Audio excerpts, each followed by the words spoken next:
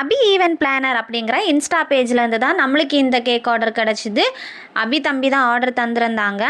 இந்த கேக் வந்து நம்பாளியில் தான் நம்ம செட் பண்ண போயிருந்தோம். 3 kg பட்டர்ஸ்காட்சில் தான் பண்ணியிருந்தோம். கூடவே 2 கேக்குக்கும் இடையில வந்து ஸ்பேஸருக்கு பதிலாக கப் கேக் தான் யூஸ் பண்ணியிருந்தோம். போலோ ப்ளூயி அப்படிங்கிற கார்ட்டூனை வச்சு தான் நம்ம இந்த தீம் கேக் செட் பண்ணியிருந்தோம்.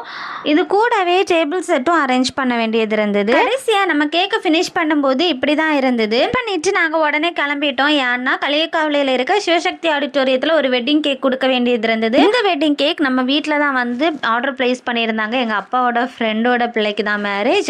அண்ட் சூப்பராக இந்த கேக்கையுமே வந்து நானும் அபி தம்பியும் அப்பாவும் தங்கச்சியுமா எடுத்துகிட்டு போயிட்டோம். இது வந்து 3 kg கேக் தான். இட்டாலியன் வெட்டிங் கேக் தான் கேட்டிருந்தாங்க. ரொம்ப பிஸியாக ஹரிபரியாக போனனால கார்லேயே இருந்து பூவெல்லாம் வச்சு ஃபினிஷ் பண்ணிட்டேன். அங்கே போய் கேண்டில் வைக்கிற வேலை மட்டும்தான் இருந்தது. கரெக்டாக கேக்கு செட் பண்ணி முடித்ததுமே பையனும் பொண்ணும் என்ட்ரி கொடுத்துருந்தாங்க.